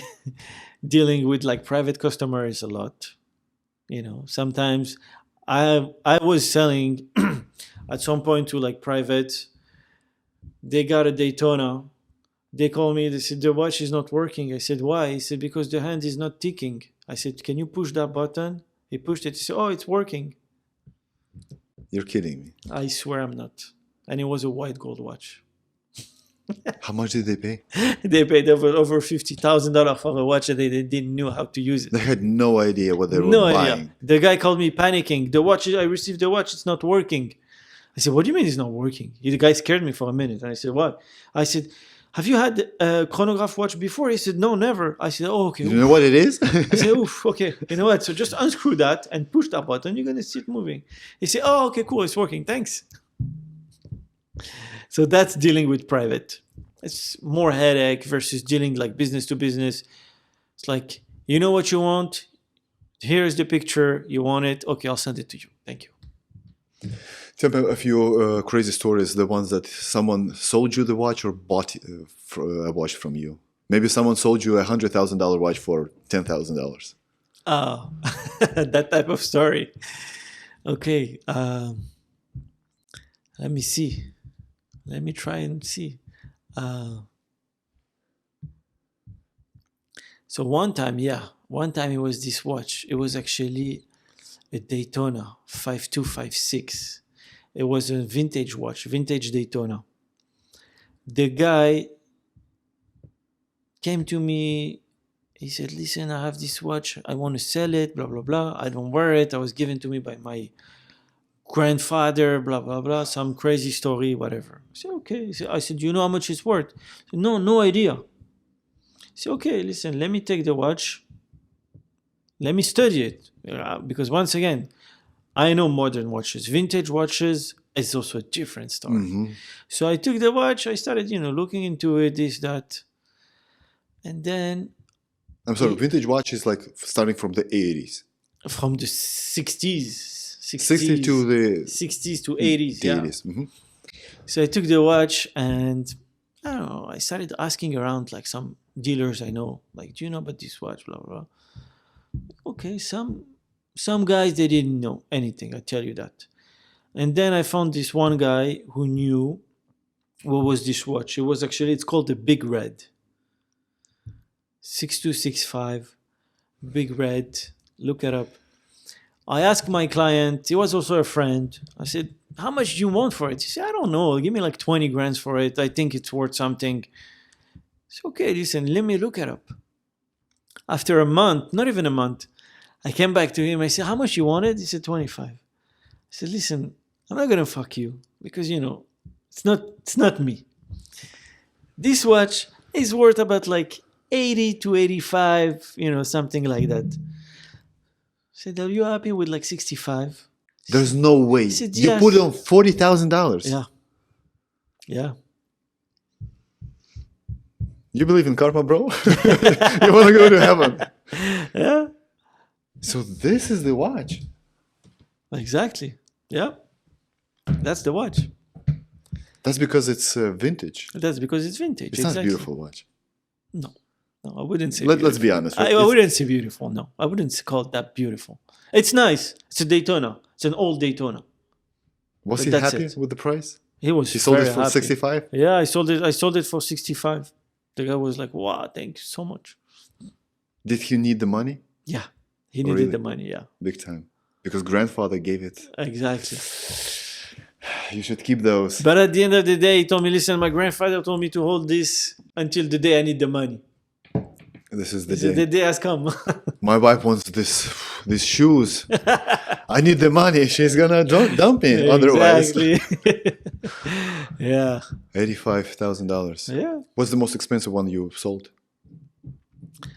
$500,000. What was the watch? It was a Patek Philippe 5650G. It's an Aquanaut, but it's called the Advanced Research. What? 5650G. 5650G. Okay. Oh, I know. Yes. It's complicated. Yeah. This one, I sold it for about like $560. It's white gold? I think so, yeah. Yeah, I think it's white gold, yeah. On a rubber strap? On a rubber strap, $500,000. $500,000. Yeah. It's a super rare piece. You don't see that one like every day. What's the rarest piece you've seen in your life? So first of all was this one. Mm-hmm. This one, because I'm telling you, you don't find them on the market. You wouldn't be able. And this one was produced only in 2017 and it was 1 year production and they stopped. How many pieces? 500 limited. 500 limited, yeah. Exactly. And you don't see them often.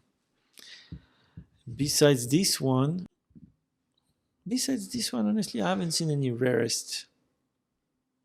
No, you don't see. The rest is like what people want to buy, like those AP, Datejust, these. Let's say you have an unlimited budget and it's safe to wear a watch in LA. What would you wear? What's your dream watch? So just to wear my own watch, to be honest, a Richard Mille, to be able to like walk around with it, and yeah, definitely it'll be cool. Which one exactly? It's the 6701. I don't know. Maybe. Okay, so the question would be the following: do you like Bentley as a car?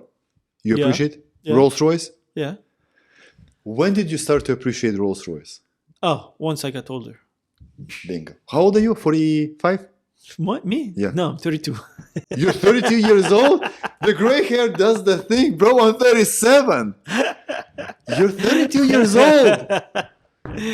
Yes, sir. You gotta dye the hair. It's the style. That's it. I got it.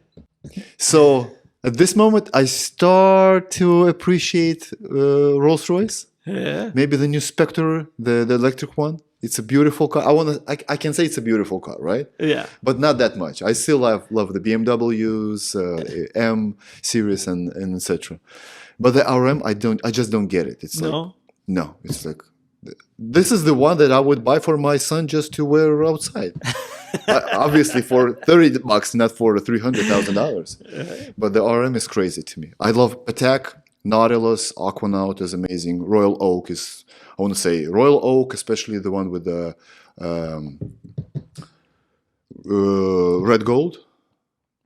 The Royal Oak Rose Gold, yeah. Rose Gold, excuse me, yeah. Amazing watch. Or Nautilus with the chocolate dial. Yeah. It's amazing. They date with the olive oil, olive dial. Amazing watch. Yeah. But the RM, it's like, for this RM, I can buy Patek, AP, Rolex. Yeah, you can buy a bunch of watches. Yeah. It's a lot of money for this watch. Yes. Definitely. But listen, at the end of the day, it's the industry we're in. So What do you think of the watch brands like MVMT, like Movement? You know the brand?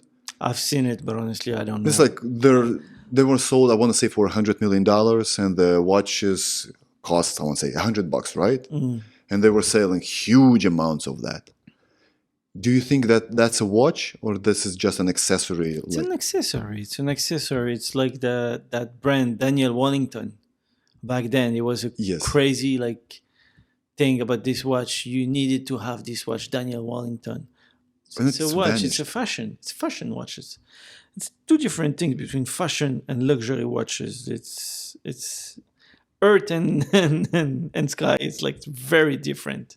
So it's, I don't, to be honest, I don't know much about those watches. I know the guy probably did like crazy advertising for this brand, and at the end of the day, he just sold the company. The guy made millions of dollars. It's a smart guy, definitely. 100%. Do you think RM is going to here to stay for 100 years minimum? Oh yeah, oh yeah. It's the brand, right? Yeah, it just started. RM just started. It's the hardest. It just started. It just started. They will still go for more and more. We will see probably some new innovation from them. So if I asked right now, so you use an iPhone, right? Yeah. What would you like to see? What kind of an invention you would like to see in the newest iPhone in the next 2 to 3 years? Honestly, no idea. You can't even tell, right? No. It's like you have everything. Maybe a bigger battery for it. Yeah, we'll go with the battery for sure. If I asked you the same thing about the watch, what would you like to see in the watch that would change the game for you as a customer, as the one that likes watches and wears it daily? Honestly, I would love for them to start something that you can track where is your watch. The tracker? A tracker for your watch. That's that's the thing that every brand needs to start doing. They're selling watches for like $200,000-$300,000 watch, but unfortunately you cannot track your watch. You cannot see where it is. God forbid something happen, you lose it. You're looking for your watch. Or someone stole it. Or someone stole it. You want to see where is your watch. Believe me, put that on a watch, you'll see how crime will decrease. Maybe if they could invent something like they put something, the tracker and something inside the watch that you could go with the, once you buy let's say you buy an AP, right? You register it, you have it on the app. Someone stole it from you, you push the button and something happens with the movement. It's like it's a brick. Let's just track it. I think a GPS thing will be so nice for people to have to see where is the watch. Yeah, but do you think police is going to track it? You're going to say, I know where my watch is. It's over there. Yeah, exactly. They will do something? Yeah. They're not doing anything for the crime. Yeah. Do you remember like 20 years ago, they used to steal phones, cell phones, right? Yeah, true. Now, they don't do it. Because once you do it, once you steal my iPhone, in a click, I'm going to lock it down. And that's it. It's like a brick. You can't do shit with it. Exact. If they do the same with watches, like, you steal it, give me 2 minutes. I'm going to log into my account and I'm going to stop the movement and you're going to do shit with it. Exactly. That would be crazy. That would be crazy. For sure. But they definitely need to do something about that. You know, watch tracking, I don't know, something where you can find it and make sure no one can steal again watches, because it's one of the biggest issue right now.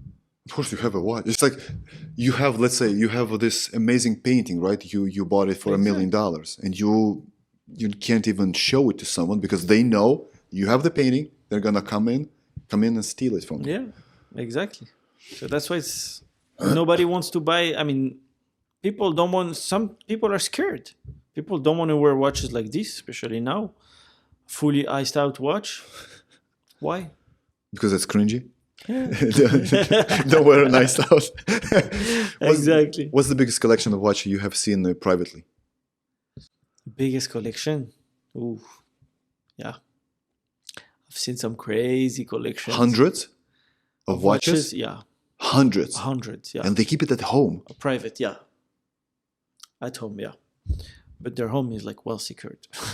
And okay, so other guys that have, let's say, 10 watches and they wear on a regular basis only 3 of them, right? Mm-hmm. The other 7 they keep at home or they go to a bank and they... Usually they go to bank and keep it over there. It's safer for them, which I understand. Mm-hmm. It's the best way to do it, honestly. Don't leave anything at home. There's no point. You need something, go to the bank, pick it up. And that's it. But the guy that you saw, the big collection, hundreds of watches. Oh, yeah. Hundreds of watches. APs, Pateks, all that. Very rare watches. Very rare watches. Millions upon millions of dollars. Forget it. Some crazy pieces. Some pieces, they were probably unique. He's a watch guy or he just likes investing? He's a collector. He doesn't wear them. He wears them. From time to time. From time to time. Not every day. but it's just like a passion. It's like it's when I got to his house, he put on a big table, like all the watches, they were aligned, all by brand, by thing. It was wow. It was honestly beautiful to watch. Young fella? No, not that young. No. It takes a little bit of time to get that kind of collection. Yeah, definitely. The guy was in the 60s, definitely, but like definitely like core pieces. Celebrity or just business guy? No celebrity, just a businessman, passionate about watches with a bunch of collection. So these are the watches. What about the jewelry? Is there any kind of jewelry that did not depreciate? We have jewelry. The jewelry business, I mean, it's also the diamond business. Mm-hmm. So diamond went down when gold went up. So it's like your diamond went down on your piece of jewelry, but the gold went up. So at the end, it's like it averaged on like market price and everything. So it was, pretty okay, I would say. But most of the jewelry is handcrafted, right? Yeah. You have Cartier and Bulgari, right? But every other jewelry is just handcrafted and the pieces are unique. Yeah. Is that correct? Exactly, yeah. Every piece is handcrafted. So as long as the piece is handcrafted, becomes unique. Does it go up the value or down? No, it doesn't change. It doesn't change? It doesn't change. No, it wouldn't change anything. Is there a difference, for instance, it's a necklace or it's a ring or it's something on your hand? Some appreciate more, like the rings? No, I mean, no, because at the end, it's like getting diamonds. Diamonds, definitely, it appreciates. Gold also appreciates. So, it has, I would say it's pretty stable. Like you buy a piece of jewelry for 15 grand. Let's say in a year from now, you have your 15 grand over there. Because you've got the stone. You got the stones, you got the diamond, the gold. You're fine. This is for me one of the best like investment. But the watch industry and the jewelry industry is the same thing, or it's different. It's different. It's different. But a lot of people, when you do watches or you do jewelry, people kind of like mix them together. So you're a watch dealer. Oh, so you're a jeweler. So you have jewelry? Yes, of course, we have jewelry. You have to have. It's like a jeweler will have in his window watches, and a watch dealer will have jewelry in his window. So you've been in this industry for 15 years. How many knockoffs, fake watches did you watch? Did you see? Oh my God, so many. A lot? So many. And it keeps getting better and better every time. So knockoffs are being more quality. Right? Oh, the quality of the knockoff is becoming crazy. They've been replicating the cards. Even the cards, the paperwork for the watches, they've been doing it. It's like, it's scary. Rolex mostly? Rolex, Richard Mille, like anything, just name it. You'll see it. But a lot of people like doing it with Rolex because Rolex is kind of an affordable watch, like 10 to 20 grand. So people are just trying to scam others with that. But you would recognize up to 100% that that's fake? No. Really? No. It became too crazy for that. So what do? You have to open it and check the movement. Oh, so I mean, you open it? Yeah. Once you open it and you check the movement, you got to double check. You got to make sure everything is correct. But once you open it and see the movement, it's so obvious that that's a fake? Some of them, movement is like obvious it's fake because they don't have the same finishes as the real one. Some of them, they try to get even like close to it, but you'll always find something. There's always something that they missed. But the movements are good. Automatic. Yeah, automatic, same exact things. If I show you a real one and a fake one, you'll tell me, okay, I don't see the difference. But if I give you a loop and I tell you, okay, look here and look here and look there, then you'll find the difference and you'll see, oh, okay, now I see it. Okay, so only the guys and gals that will understand me, the ones that have ever had a Rolex in their life. Once you get a new Rolex and once you wind it up, you see this ticking, right? Exactly. It's an amazing thing. The Chinese fake ops have the same thing? They do have it. They have this? They have. Exactly. They do have it. It's scary. It's scary, but they do. They replicate everything, to the box, to the pillow, to the card. What's the most replicated Rolex you've seen? What is the model of Rolex that is getting more and more replicated? Oh, it's the most popular. It's the Datejust. Datejust. The most affordable. Yeah. Is there a specific dial because color? it's easier to flip. It's easier to sell. And it's not that complicated. No, it's not that complicated. No specific dial color? Doesn't matter. Blue, white. And they have a lot of them. Like, yeah. You can find so many of them, and you see so many of them. That's why you always have to double check and make sure where you buy your watch. Make sure everything is like legit 100%. But you can verify your Rolex once you go to Rolex.com. Is it? No. You can't? No. Why don't they introduce this kind of system? They definitely need. That, like the Rolex now, they made it with like cards. It's NFC cards. I'll show you one of them. I have one of the...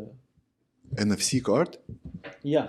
It has basically like a barcode, like a chip. And no other watch brand has this thing like that you can verify online. No AP, no Patek. No. Unless you register probably the watch, but no, even though no. Like this is the new cards. I have to hide the serial number. Yes. But this is the new card. Like if you tap it on your phone, you'll see like something come up. I'll show you. So this, every time that you buy a new Rolex watch, you get this card. You see, it gives a link.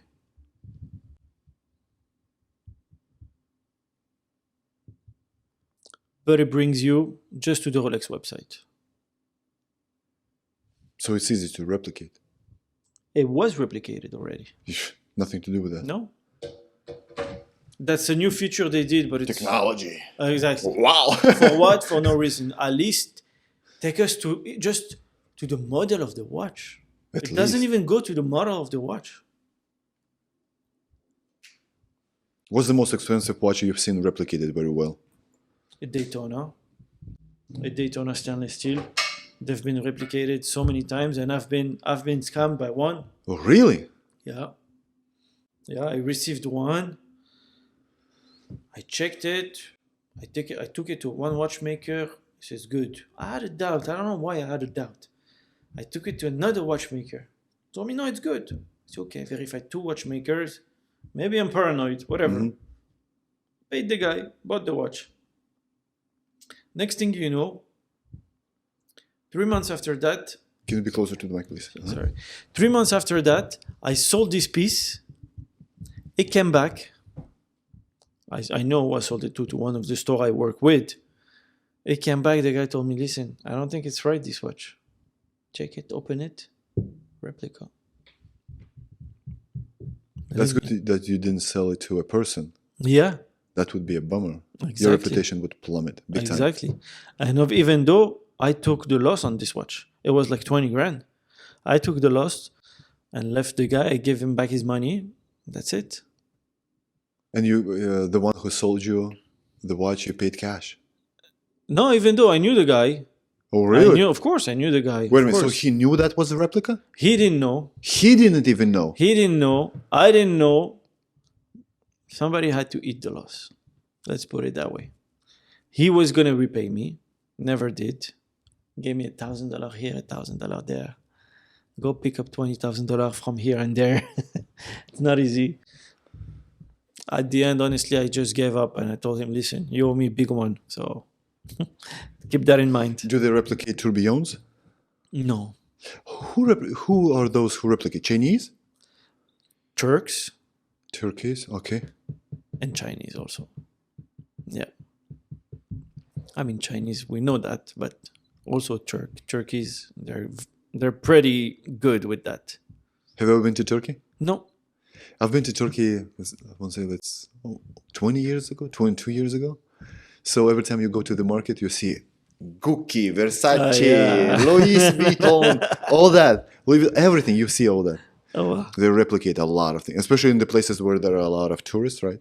They earn a lot of money. And even I want to say Nikes, Adidas, the sneakers, everything is a replica right there.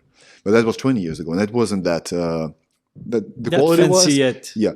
But now I want to say for the last 20 years, they really managed to do a quality replicas. Wow, it's pretty crazy. It is. I heard. That's what I was hearing last time. That right now they're doing like watches, and watches has been like a big business for them.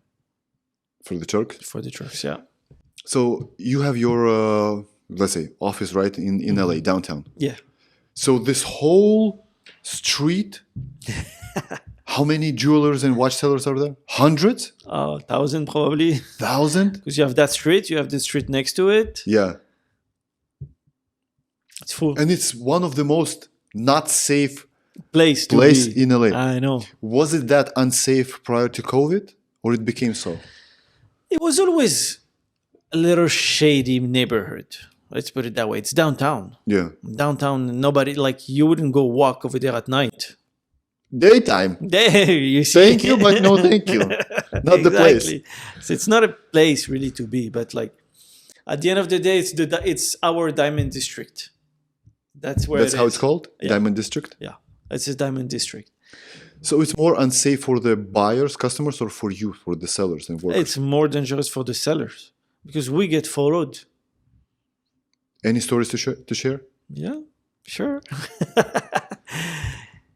I was followed once from the office to my house. I usually try to change routes, don't take the same one. Really? Every day. Yeah, this is like a quotidian for us. Approximately how many miles you live? It's about 8 miles. So usually always try to change my way. This time, I guess I didn't pay attention where I was or who, if anybody was following me. But I was being followed. I get into the parking garage. I open the garage opens, I go inside, boom. Park my car. I had 2 bags. I take my bags, I turn like this, and I see 10 people. Not 1, not 2. 10 people. 10. It's a complex or a private house? It was a complex. So a lot of cars. Exactly. A lot of apartments. But when you see 10 people, you know they're not 10 They're not neighbors. Exactly.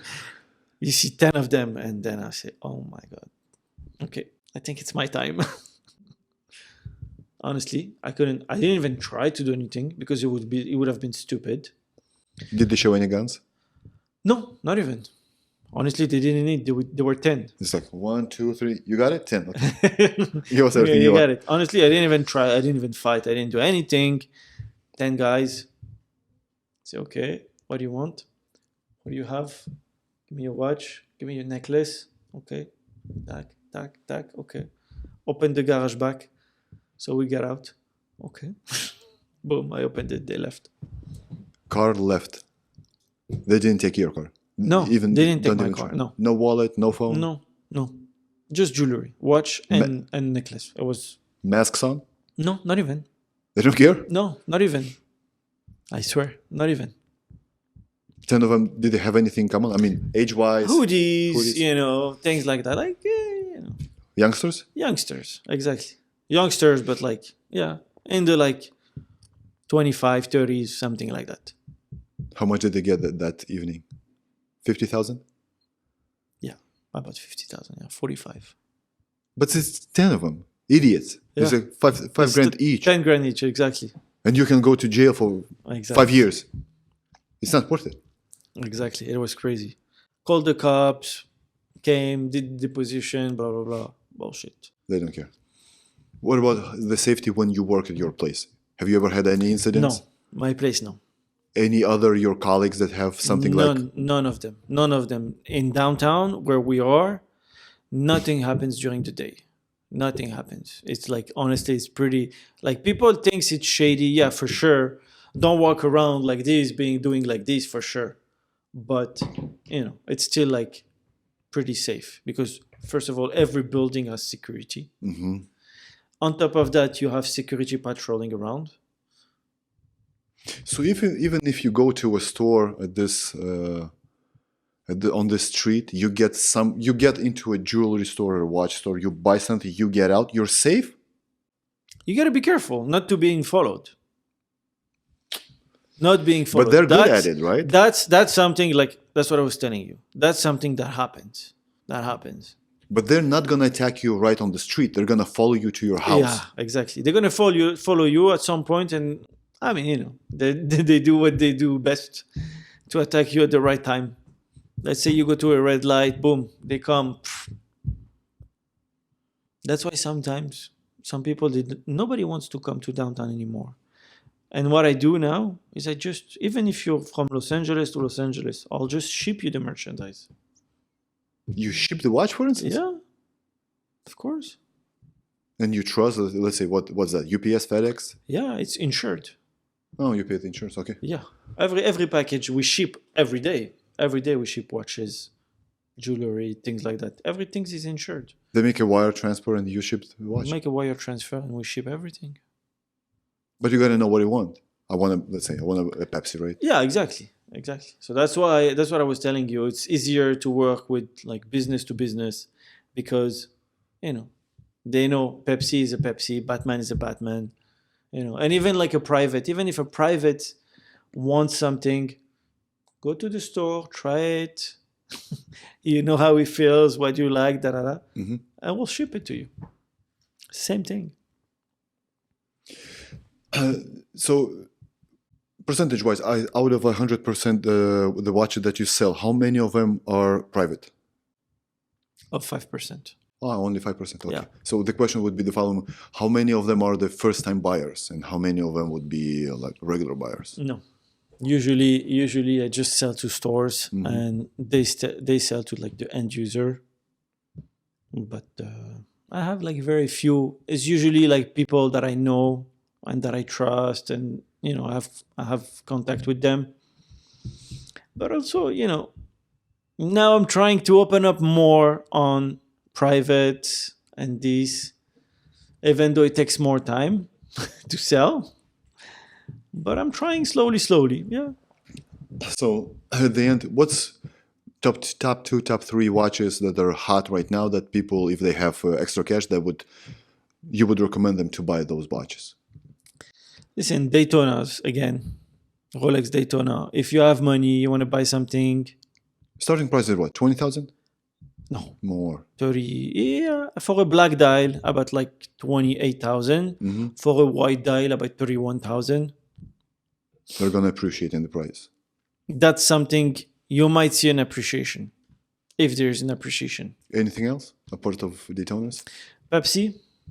Still. Pepsi, yeah. Stainless steel. This one, because no, I mean still, it's still a hot watch. Yeah, it's still very 25. hot. Yeah, it's still a hot watch. We've been seeing like less and less of Pepsi brand news because they were already saying that they have a hard time doing the bezel, the red and blue. Rolex. Yeah, they were talking about discontinuing this watch for some times. So Jubilee or Oyster? Jubilee is more. It appreciates more than the Oyster. Yeah, so you have. There's a bunch of pieces, like also the Bruce Wayne that just came out like about a year ago. You know which one I'm talking about? No. Bruce Wayne. I'll show you. I have also this piece. So this is the Bruce Wayne. Oh, it's black. It's like the Batman and the Pepsi, but black and gray. I got you. I know what you mean. It's a beautiful watch. It's a cool watch. Listen, if you're not into colors, at least they made something like pretty. It's like black and gray. Yeah, it's 2 colors, right? But it mixes.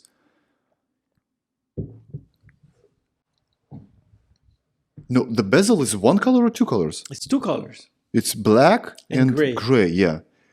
And the dial is black. Yeah. And you've got this green accent. The green accent is amazing. It's a beautiful watch. How much is this? This one is about 19,000. And the retail is 11. 11? Yeah. No chance of getting. Oh, no. I got it. No. So you think this one is getting appreciated more and more? I think, in my opinion, this one is getting, it's getting like more and more like loved by people because like it was either Pepsi or Bad Girl, but the The color combination were sometimes a bit too much. Yes, I agree with you. The red, This the one? blue, the black, the blue.